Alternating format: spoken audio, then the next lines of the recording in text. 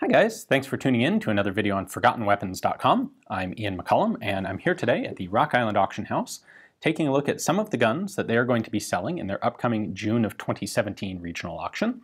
And today we're taking a look at the Winchester Model 1894.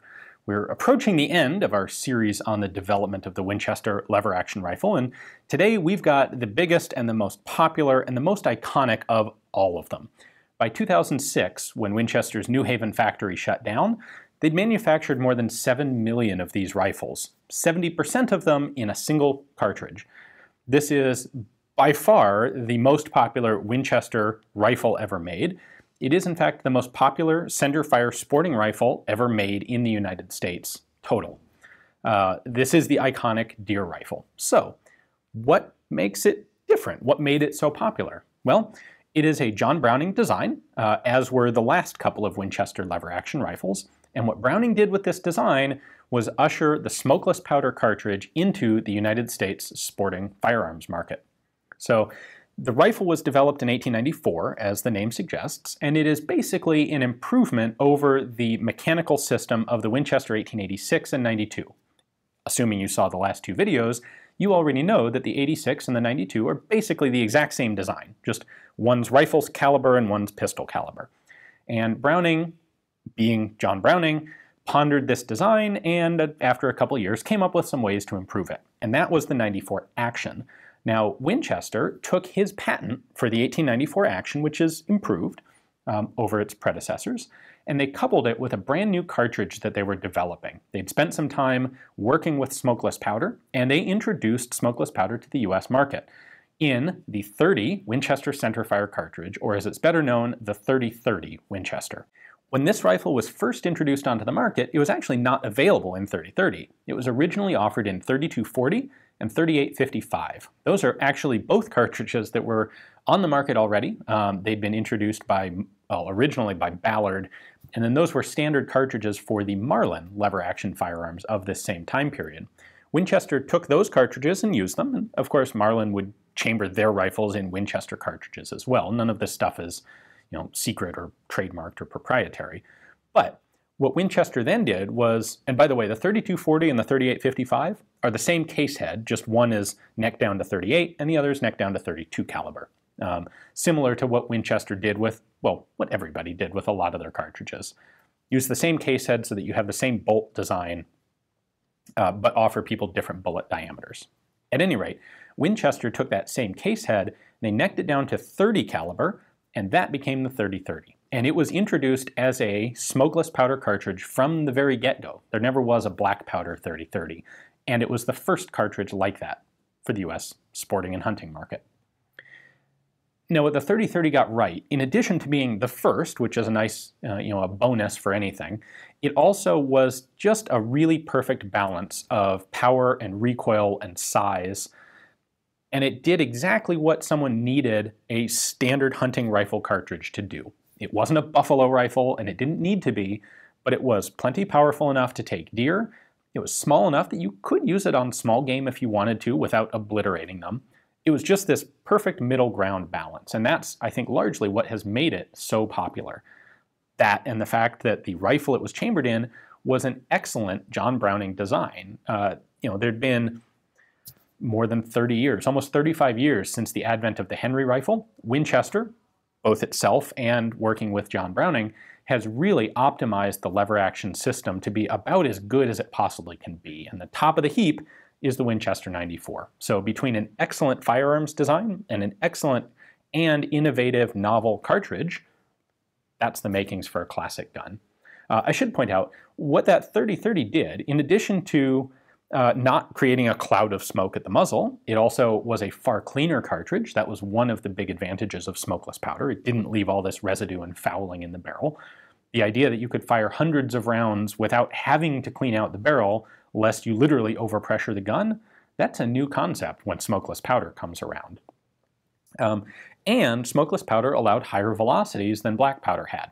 Pretty much all of these black powder lever-action cartridges, whether they're pistol rounds or big rifle rounds, they topped out at about 1,500 feet per second because black powder was just not that efficient of a propellant, and you really had diminishing returns trying to accelerate a bullet beyond 1,500. Well, The 30-30, that ran a bullet at just shy of 2,000 feet per second, and that was a huge increase from everything else that was available at the time. That 30 caliber was at the time small bore, smaller than even your 32. Well, there's a small bore high velocity cartridge, and it worked fantastically, and it was very popular. So let's take a look. Let me show you the mechanical changes to this system. We'll compare it to the 92, and you can see what changed over just the course of a couple of years, and why the 94 really is a better design. There will be some variation in barrel markings, but here is this particular 1894, top of the octagonal flat barrel. You'll also sometimes on round barrels find the markings on the side, but manufactured by the Winchester Repeating Arms Company, New Haven, Connecticut, still.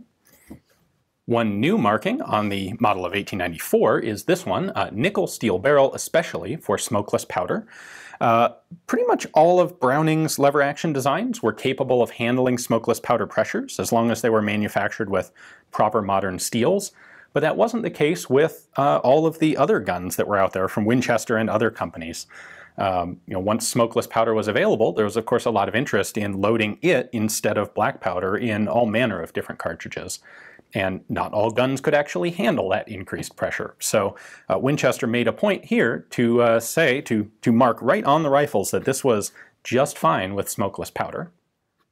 However, carried over from all of the previous models, we still have the caliber designation marked on the back end of the barrel right here. This is 30-30, or as Winchester called it, the Winchester Center Fire.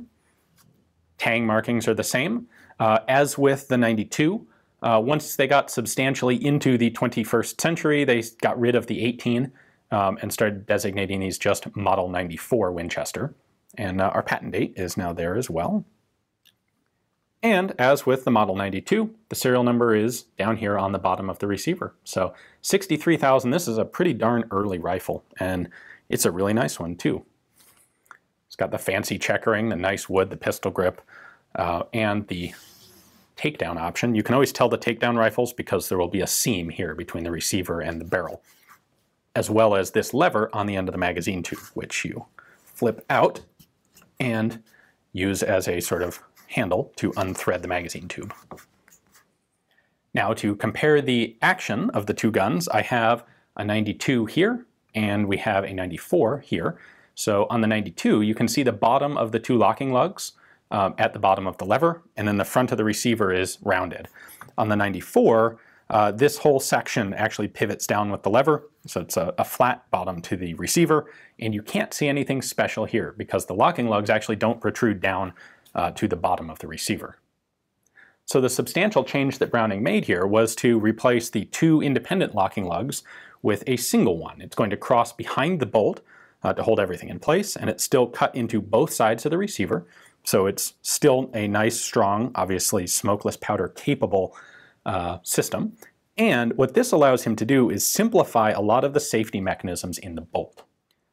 So the 1892 and the 86 had this kind of awkward system where the front face of the bolt it protruded forward while the bolt was cycling to prevent it from firing out a battery. You can see a little bit of detail about that in the previous videos on those actions. The 94 replaced that system because instead of all of that weirdness, this locking block actually contains a transfer bar for the firing pin. All right, I'm switching to the carbine here because it's shorter and easier to get in front of the camera. But you can see the firing pin transfer right there in that locking block. And as soon as I start to lower the action, that transfer bar drops and it's no longer in a position to be hit by the hammer. Now, the hammer is actually locked. I can't pull the trigger with the lever not fully in battery. But even if that system were to fail somehow, you can't fire the gun unless it's in battery. And that's an important safety feature. And it allows Browning to get rid of this weirdness at the front of the bolt. So the 1894 bolt face looks normal, unlike the 86 and the 92. And you can see this mechanism working when I cycle the action. So this bar is connected to our locking block. When you open the action, the locking block drops down, the barrel passes above it, and then when you close the action, the bolt closes, clears space for the locking block to lift up into position to lock the gun.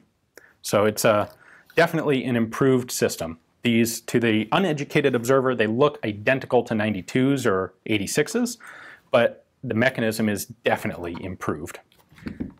I should also point out that these rifles now have this little safety pin here, which blocks the trigger. In fact, you can see it pretty easily right there. So if this pin isn't depressed, the trigger simply can't be pulled, and that's an additional safety.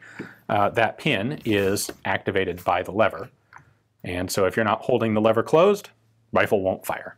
And those are important things. That's what comes with a fully mature design, is a good set of effective and reliable safety mechanisms.